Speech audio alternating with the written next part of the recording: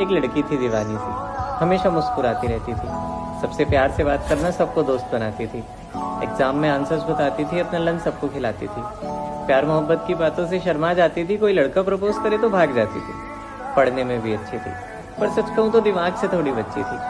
School से घर, घर से ट्यूशन, काफी सपनों को लेकर उड़ान भरना चाहती थी। मिडिल क्लास फैमिली से एक मिसाल बनी, इस दुनिया में कुछ करना चाहती थी। वो कितने भी सख्त बन जाओ, ये नजरें किसी की नजर में खो ही जाती हैं। टीनेज है, अट्रैक्शन तो ही जाती है। वो कहते हैं ना, सच्चे दिल से प्यार करने वाले बस मुंह देखते रह जाते हैं। भोली भाली सुंदर लड़कियों को बस स्टडी पसंद आते हैं। अनजान से दोस्त, दोस्ती से लगाव हो गया। होना क्या था, बेखबर कुछ बातों से उसे एक प्ले बॉय से प्यार हो गया। अब वो दोनों रिलेशनशिप में आ गए। सारा दिन साथ बैठते थे, अपनी सारी बात एक दूसरे को कहते थे। उसके पीछे वैसे बहुत लड़के पड़े थे, लेकिन उसे पसंद वही आया जो सबके पीछे पड़ा था। अब 9 नवंबर को उनकी पहली किस हो गई, 16 नवंबर को उनकी एक डेट फिक्स हो गई। चैन से मिलने के लिए उसका दिल बड़ा बेकरार था। अपनी पहली डेट का उसे बेसब्री से इंतजार था। अब वो आई जब, मानो इतनी सुंदर थी वो कि जो देखे वो देखता ही रह जाए, इस तरह बनकर आई वो। चेहरे पे चमक, अदाएं मानो सीधा कुदरत से उतर कर आई हो। आते ही उसने सवाल किया, कैसी लग रही हूँ? अच्छी ना? देखो 6 बजे तक मुझे वापस आना है, अब बताओ कहाँ जाना है? वो लड़का उसके लिए रोज ले गया, चॉकलेट ले गया और उसे पहले ही डेट पे ओयो ले गया। अब वहां जाते हुए वो थोड़ा घबरा रही थी, उसे कहीं और चलने के लिए मना रही थी। न जाने वो क्यों जरा भी ना माना। भोली भाली सुंदर लड़की ने उसे अभी भी ना जाना। दोनों बैठकर प्यार भरी बात कर रहे थे, एक दूसरे का फोन चेक करके लड़ रहे थे। अचानक उसे चक्कर आने लगा, आंखों के आगे धुंधलापन छाने लगा। देखते ही देखते वो अपने होश खो गई और कुछ ही देर में वो बेहोश हो गई। हैरान ना हुआ वो, जिससे वो प्यार करता था वो बेहोश हो गिरी पड़ी थी। होता भी कैसे? उसने कोल्ड ड्रिंक में बेहोशी की दवाई जो मिला दी। कुछ घंटों बाद लड़की की आंखें खुली तो उसने देखा ड्रामेबाज को उसका सर सहला रहा था। आपको हुआ क्या है? रो रोकर चिल्ला रहा था। वो हड़बड़ा हट में उठी और टाइम देखा तो 6:15। घर वालों के डर की वजह से वो हड़बड़ा गई और जल्दी जल्दी में बिना कुछ सोचे समझे सीधा घर आ गई।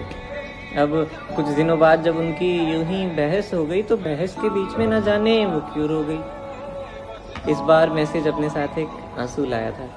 किस्मत से हार चुकी वो, उसके पास उसी का एमएमएस आया था। दिल और दर्द के बीच एक ऐसे हालात आ गए, खुद को इस हालत में देख उसके खुद के आंसू आ गए। मानो उसकी जिंदगी का सबसे चमकीला तारा टूट गया। प्यार, इश्क, मोहब्बत से उसका विश्वास उठ गया।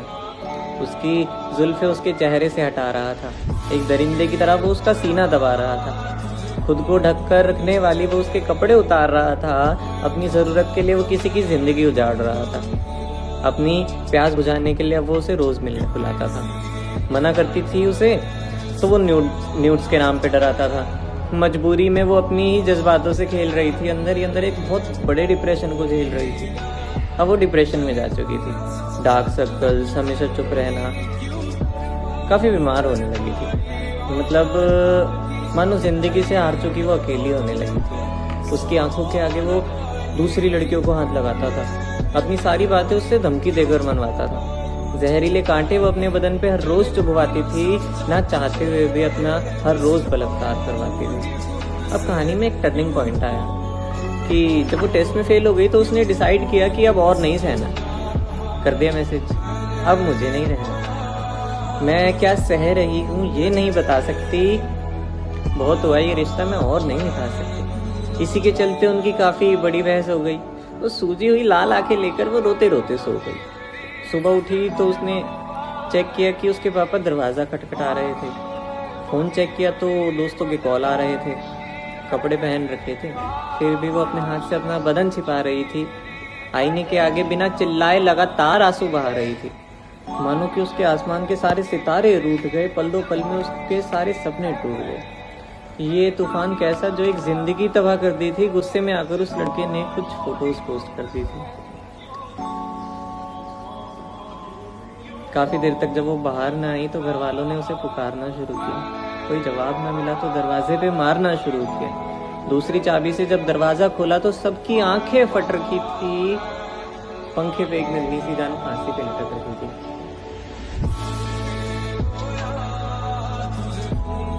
मजबूर अपनी जिंदगी से मदद किसी को वो ले ना सकी। गहने की तरह इज्जत को पहन कर रखने वाली वो सदमा सह ना सकी।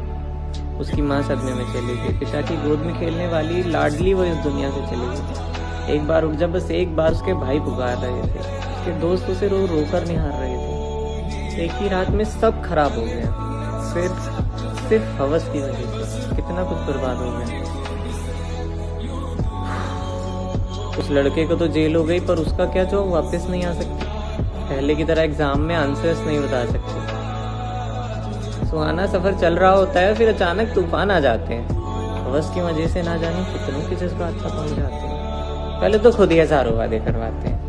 कमर पकड़ते पकड़ते वो ब्रा के हुक तक पहुंच जाते हैं। 100 कस्में देने के बाद फिर तुम्हें मनाते हैं, और जिनको समझते थे चमत्कार वो बलात्कार कर जाते हैं। इन चीजों से तुम्हारी तो लालसा मिट जाती है, मगर औरों के लिए जीना नर्क होता है। मुश्किल है समझना, लेकिन हाथ पकड़ने में और हाथ थामने में बहुत फर्क होता है। आंख बंद करके किसी पे विश्वास मत करना। हवस के पीछे किसी की जिंदगी बर्बाद मत करना।